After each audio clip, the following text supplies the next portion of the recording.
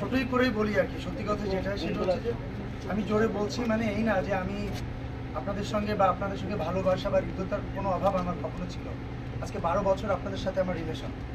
আমার চোখের সামনে এ পর্যন্ত কখনো আপনারা বলতেও পারবেন না কেউ যে আপনাদেরকে ছোট করে কোনো কথা আমি এ পর্যন্ত বলছিলাম কখনো, কোনোদিন নেভার এভার আমি কখনো বলি নাই।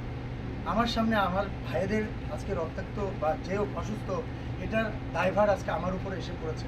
সত্যি এটা আমার কাছে অনেক বেশি কষ্টের ব্যাপার, বিশেষ করে আজকের দিনটা আমি কখনো কল্পনা করিনি যে আজকে আমার ভাইদের রক্তের দায়ভার আমার কাছে আমার উপরে এসে পড়বে। সো গতকাল 23 তারিখ ছিল, গতকালকে যে এই অঘটনটা ঘটেছে বা অনাকাঙ্ক্ষিত যে ঘটনাটা ঘটেছে, এটা সত্যি একটা মর্মাহত ব্যাপার ছিল। এটার জন্য আমি অন্তরস্থল থেকে অনেক বেশি কষ্ট পেয়েছি এবং এটা আমি আপনাদের কাছে আসলে আমার কোনো ভাষা নাই।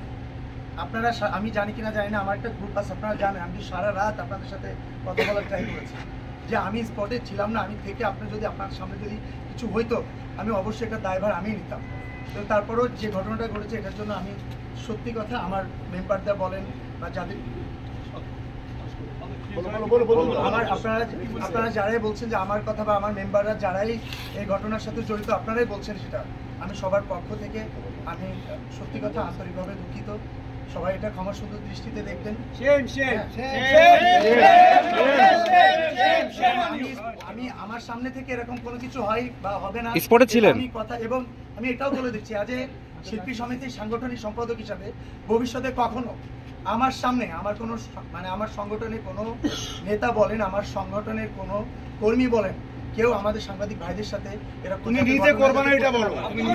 আমি তো করবই না।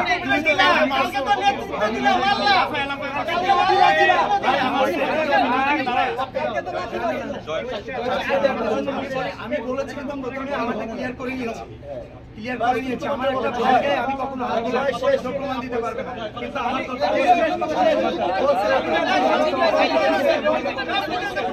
আপনি গালি দিয়েছেন এবং পা দিয়ে লাথি দেওয়ার চেষ্টা করেছেন।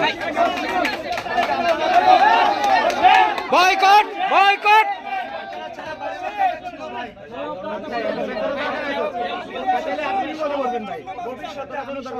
আমার কোনো কর্মী আপনাদের আমার সাংবাদিক ভাইদের সাথে এরকম যাতে কোনো ঘটনা না ঘটে এটা থেকে সোচ্চার থাকবো আমরা সবাই।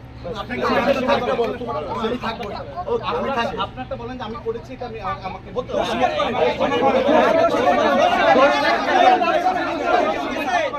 আমি এমএসসি রয়েছে আপনাদের সাথে না, যারা বাইরে ছিল সে ফুটেজগুলো আমরা কিন্তু পিটাইছেন তো সবাই রে। আপনি সরাসরি বলেন না কেন? সরাসরি বলেন। আমি আগে বলছি